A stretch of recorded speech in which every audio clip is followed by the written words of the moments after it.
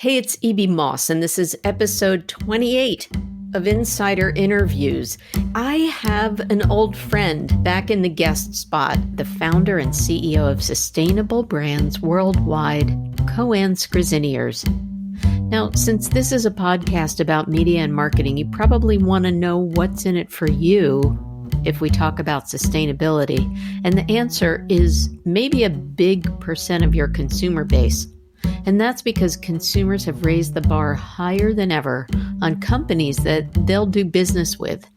That means there's more focus on the proverbial triple bottom line of people, planet, and profit, from diversity and inclusion to environmental impact.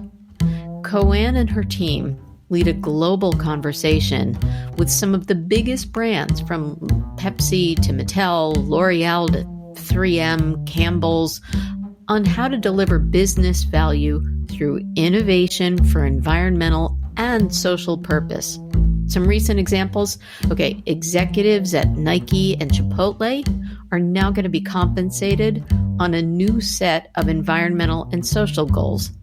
MasterCard is launching a credit card that rewards cardholders for shopping at women-owned businesses.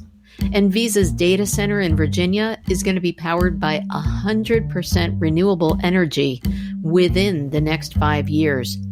So all of these companies are thinking about how to not only develop, but communicate their social purpose and show exactly how they're navigating not only the turbulent times today, but a sustainable future. Here's KoAnn. Hey, KoAnn. It's so nice to reconnect, Evie, always. So nice to see you. And while this is audio, I get to see into your new living room. Is that what I'm looking at? It's so sunny and beautiful. You just moved in? Following the post-COVID trend, moving out of the urban setting and out to the rural Pacific Northwest, out on the Pacific Ocean. It's a lovely transition, and we'll see how it feels after COVID disappears. And we've been here for a substantial amount of time. But yeah, well, mazel tov. Thanks. All right. Well, you and I know each other, but I wanted to kind of reintroduce you, especially to the folks who are going to read this as an article in the Continuum. And because it'll publish during Earth Month, give me a little backstory about what Sustainable Brands began as and how its mission changed more than probably 15 years later, I guess, right? Yeah, it was 2002 April when I actually had the chance to hear Bill McDonough at a NASA event speak that many years of sort of systemic exposure to the role of business in impacting society and our environment kind of sparked for me. And I started to become interested in catalyzing brands as an engine for innovation and a means of getting to the future we want. So I would say the mission has not changed one iota. Definitely tactics have changed because the market has changed, thankfully, and that's exciting for all of us. What kind of changes have you seen in the marketplace? Well, again, the key insight for me was that market drivers were going to be such that those companies that understood how to innovate for environmental and social benefit were going to be the companies that survived and thrived in the 21st century. But of course, almost 20 years ago, that was not something that was recognized. And so when we began, it really was about aggregating those parts of the company that really understood the market drivers or the environmental and social drivers, usually sitting in environmental health and safety offices or corporate social responsibility offices, and trying to help them understand that they had the potential to be a more strategic asset to the company by connecting what it is they know to the core brand value of the business, right? And that really has taken almost 2 decades to both enable that stakeholder group that we originally brought together, equip them to understand how to talk marketing and innovation, and to then attract marketers and innovators to the conversation, because it's really key that the 3 legs to the stool work in concert with each other in order for there to be effective business value created as well as impact at the same time. Well, you've teed me up for so many things to ask. So I want to come back to what the three legs of the stool are, but you also used a phrase that you educated me back in 2018. I shouldn't be using. Corporate social responsibility is too much of a responsibility. So how do you describe what we used to call CSR? What phrases do you use? Well, I just talk about it as an engine for growth. And I think the ANA is picked up on this moniker. The notion of good growth is really where it's at today. And that's the reality. The market conditions are such that more and more stakeholders are starting to really understand the problems that we face and starting to really both expect brands to do something different, but also reward them for doing something different. And so for me, it's about that engine of growth and future proofing a brand for So the 21st century. it's more of the carrot than the stick. Yeah. And certainly this is the role that we play in the ecosystem. There's always a value in the stick, helping nudge, people along or making sure that they stay within the proper authentic guardrails. But at the end of the day, if we don't catalyze a shift in our economic engine, we're not going to sustain the work that we need to do. So what we're really interested in is driving market shift and economic system shift so that it becomes a virtuous circle, Mhm. and we all get to create the economy that supports us all for the long term. Well, I want to encourage everyone to not only visit sustainablebrands.com, but also to become a member company. But in the meantime, to use the carrot, let's entice them with a little bit of tangible information. So tell me more about those three legs of the stool. Actually, we'd almost say there are five, but we think constituency that it needs to be in lockstep. The sustainability folks who understand the real challenges that we face societally and as a planet. That's one stakeholder group. Sometimes they still sit in separate groups. There's still ours, the social responsibility or corporate responsibility teams. And far too often still we find the sustainability teams only tackling environmental issues. We see them as intrinsically connected. But that's one leg. Brand marketers and brand strategists who own the market and the customer and the product and service positioning, and how that product and service is built out. And then the innovation teams who are really there to help look at new ways to enable better brands through materials innovation, packaging innovation, and even business model innovation in some situations. So Is that where like supply chain and things like that would come in on the innovation bucket? definitely. Yeah, and where that sits is evolving at most companies that we work. Again, oftentimes the sustainability teams have been doing a lot of the heavy lifting and sort of pointing people in the right direction. And that work is starting to slide into other parts of the house, which is great. I mean, ultimately, we're talking about transitioning whole businesses, really, transitioning the way that we do things as a company and transforming at the same time through brand messaging and communications what our culture aspires to and how we as consumers think about what the good life looks like and how we want to engage with the brands we engage with and which brands we want to engage with. So there you go, teeing me up again. We've seen a lot of waves of passion, especially in this past year, with the impact of not just an inconvenient truth, but an inconvenient pandemic. Yes. So I know that we're facing sort of two aspects of, let's call it wokeness. Mhm. I don't know, A but popular term. we have a younger generation that's much more sensitized and much more activated to impact change. And then we also have this kind of latest reckoning of giant climate change and pandemic. And all of that is wrapped around an inclusive focus. Mhm. So it seems like a perfect storm, if you will, to raise awareness and raise the activity level. So, what I'd love for you to just go on about is what's happening with consumer demand Mhm. and brands and brand purpose. Yeah. Discuss. Well, here's what I would say. A couple things. One is that the pandemic and all of the elevated acknowledgement of social injustice that's come through some of the Black Lives Matter incidents that we've faced had to address in the last year, as you say, are creating a perfect storm. And people are starting to connect all of these things as one. So there's more of an understanding about the connection between environmental challenges and social challenges. And that's a great thing. It is increasing engagement across the board. I know that sometimes people ask me, is this just a flash in the pan? Is this another trend? How does it compare to the green rush of the 2007 timeframe or what have you? Having been at this for quite some time, I will say that the level of interest and engagement in any given topic is naturally somewhat connected to news cycles and what's in your face every day, and that's normal. However, at the same time, we are starting to build these mental models internally that we're starting to connect to as individual consumers. And the business response to that over time, by and large, companies are seeing these moments in time as an opportunity for coming to grips with risk in some ways and looking for opportunities to innovate. So what we saw in 2007 when there was original green rush that came about partly as a result of Inconvenient Truth and partly as a result of the business engagement in Hurricane Katrina, where there was a lot of active brand activation in support of that. People did get ahead of their skis. Brands got ahead of their skis in talking about their commitment to being green.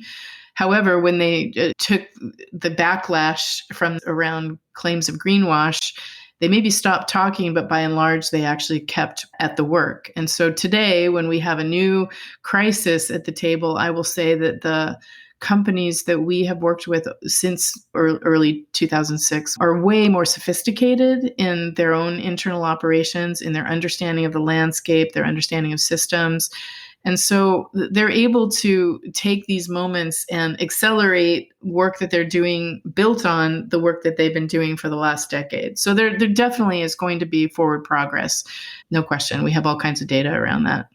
That's so heartening. Yeah. So best intentions and responding to consumer demand aside, we all, especially in the marketing industry, want to understand if there's a bona fide ROI against supporting initiatives and being pro-social. And as Rashad Tabakawala calls it, having a soul, a brand soul. Yeah. So what kind of proof is in the pudding? I mean, there's so much data in support of sales driven by environmental and social value propositions. You see all kinds of smart brand transformation happening at many different companies who have portfolios of brands who are handling it in different ways, whether they're redesigning existing brands to be more environmentally or socially positive, whether they're buying direct-to-consumer brands to improve their portfolio, or whether they're repositioning brands to have a better statement about an existing value proposition that they haven't really leveraged. There are many ways that companies are starting to drive more value and more sales out of this positioning. I guess P&G kind of led the march in a lot of ways. I know that you built out in conjunction with Mark Pritchard as one of your allies, the 5 levels of progress.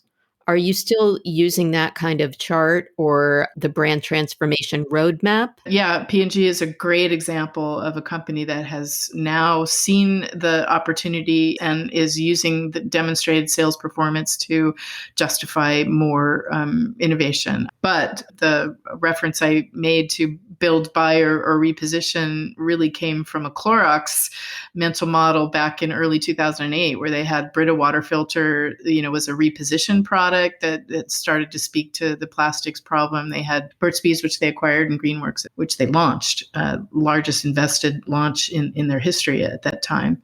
I was actually just speaking to Mark this morning and telling him that I was out at Target, one of our other partners and favorite retailers, and saw the launch of their Planet Kind brand that, if you haven't seen it, it's absolutely a beautiful example of a new innovation from Gillette that is gorgeous packaging, got a great environmental value proposition message attached to it. And they bought Native brand deodorant, which is another product I love and use, which is an acquired product. And you put that alongside Tide Cold Water and other brands, their herbal essence innovation that's focusing on biodiversity, and you start to see the same kind of a multi-tiered approach to a transformation of a whole family of brands. Super exciting. I love that. And boy, those are great examples right there. Mm-hmm. Two quick questions. We've all had to do the proverbial pandemic pivot, but I love Sustainable Brands as a conference, and certainly that was a huge impact for you to have to go virtual. What have been some of the pros and cons, and maybe advice that you would give others who are so event driven as an offshoot of their product? Well, you're right. It was a heavy hit last year for us on many levels. I mean, we are not fundamentally an event company, but we do generate quite a bit of revenue from events. And we certainly catalyze community through face-to-face events. So it was hard to lose that channel. The upside of the virtual experience is that we were actually able to reach many more people last year and engage many more people last year. So we have had a lot of success with our virtual events, and our NPS scores have been super strong. And I think that the net result we'll have a larger pipeline to pull people into our work as a result of that. So that's great. We have juggled, like many people, our calendars such that we've bumped back our U.S. flagship event to this fall. We're hoping that vaccines will be such that we'll be able to be back to a full house in the fall, and that's great. We just ran our first hybrid event in the world in Yokohama, which was the last face-to-face event we ran last year, was February of last year in Yokohama, as the quarantined cruise ship was sitting offshore out the window of our event. So it was nice to get back a year later to convening people face to face and to recognize that you can do both. And we actually co-hosted a whole Asian region event, which included support from our teams in Korea and in Malaysia and in Thailand, as well as the Japanese team. So it was really an opportunity to bring more people from across the region into the conversation and help share innovation that's going on more broadly than we were able to do with only a face-to-face event. Well, I'll say it again, Mazel Tov. Thanks so much. You got to keep dancing. I keep telling my team, resilience in a VUCA world, if that term is familiar to you, is a practice. Tell us again. A VUCA, volatile, uncertain, complex, and ambiguous world, which is something that will be the case for some amount longer, certainly not just a year, but in the coming years, as we transition into new economic models that we can use to sustain ourselves on this planet going forward. It helps to be able to be flexible and to pivot when change happens and disruption happens. And there will be more of it, necessarily so. Last question, KoAnn. When we spoke a few years back, I asked you this question, and now I'll reframe it.